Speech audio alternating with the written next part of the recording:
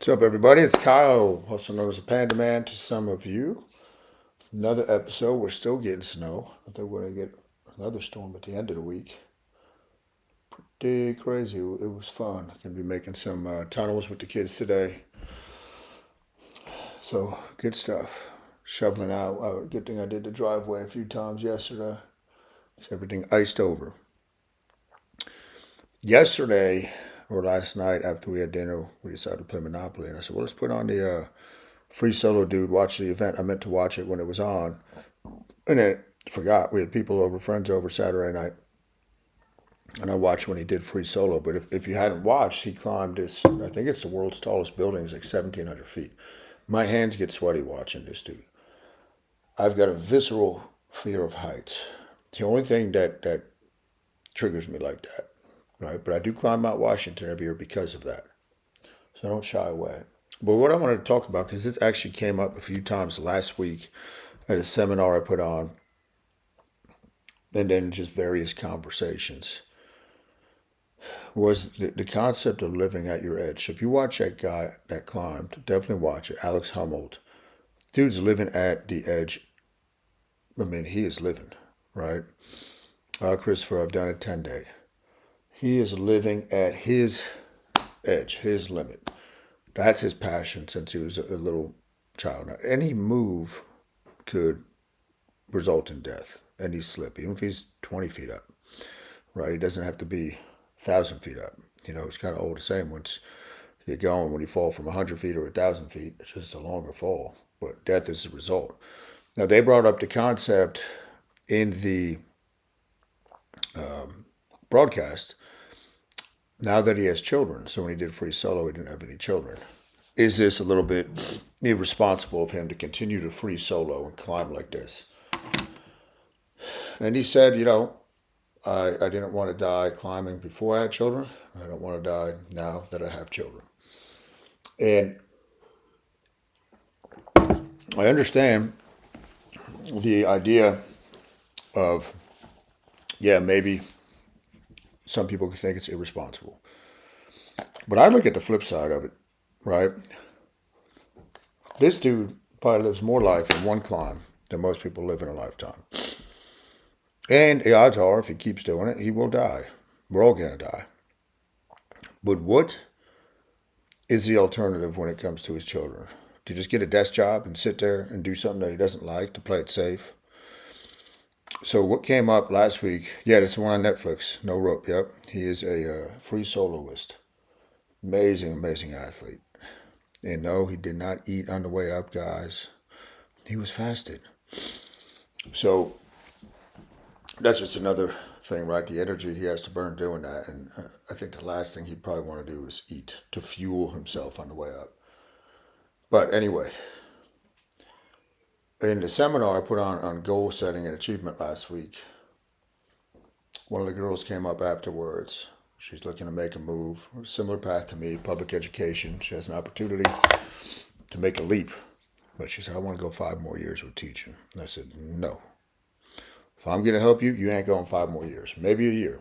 Put a deadline on it. And, she really related to my story of resigning from teaching. I had to work through a lot of fear at that time. Very few people told me it was a good move, a wise move. And I loved teaching. I was a K-4 phys ed teacher. But I always started the year telling my students, asking my students, what do you want to do when you grow up? And some would say, like, baseball, nurse, astronaut, whatever. And I always tell them, if anybody ever tells you you can't do that, he's amazing, John. If anybody ever tells you that you can't do that, walk away from them. Okay? So when I finally, I'm glad about that, Michael. That's awesome. That's great, man. Yeah, dealing with the hunger is a game changer, right? Lost 40 pounds. Great job, man. Really, really glad to hear that. So I used to tell the students, go for your dreams, go for your dreams. So when I finally resigned, those are nicotine. I'm actually going to be taking a break from them. I've got about 2 more left. But nicotine is actually very good for you. So when I resigned, I still had to go 2 more months. And I remember it was right before Christmas break. Kids coming up. Come on, Mr. Newell, you got to stay. You got to stay. You've been with us so long. I said, guys, what do I always tell you? We got to go for our dreams. I said, exactly.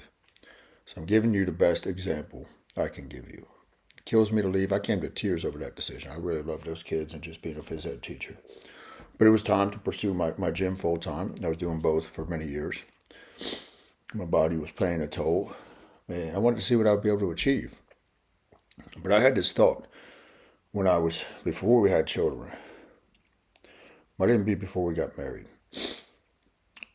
That if I was going to tell my children one day, you have to go for your dreams, that I will never be in the position for them to look at me and say, Dad, why?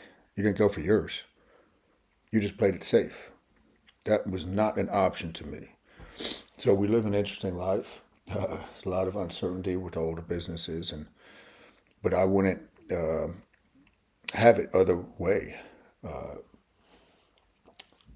This is what it is. I'm constantly trying to find what my edge is. To find your edge. Don't get caught with the golden handcuffs in a job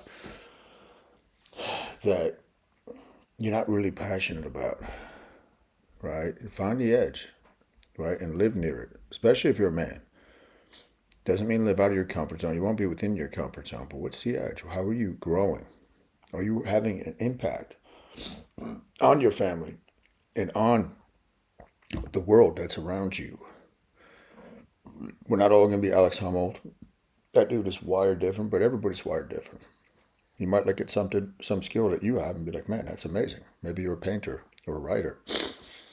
But live near the edge. It's the best gift, the best legacy that you're going to be able to leave behind. And think about this. Like if your great-grandchildren are talking about you, that's a hell of a legacy. It's an amazing thing. We still talk. My kids still talk about my grandparents. They were fortunate enough to have them in their life for a period of time. So that is that. Live at your edge. I got to hop on a coaching call here in a minute, but I'll answer a few of the questions. Nicotine, to my knowledge, it's not going to have any significant impact on insulin. So Lemuel, that's part of what I teach, man. I call it the slingshot method. I know it seems counterintuitive, and I'm not really trying to put on muscle now, but I keep putting on muscle. I train twice a week in the gym. Now, obviously there's a genetic component to it, but I've had so many clients, so many students and clients put on muscle while they do my method, because the more insulin sensitive you are, the easier it is to pack on muscle. And your body will the calorie partitioning that goes on, I call it, kind of the traffic director. Where are the nutrients going when they're coming in? The more insulin sensitive we are, and you're training appropriately to pack on muscle, most people don't train the right way to put on muscle,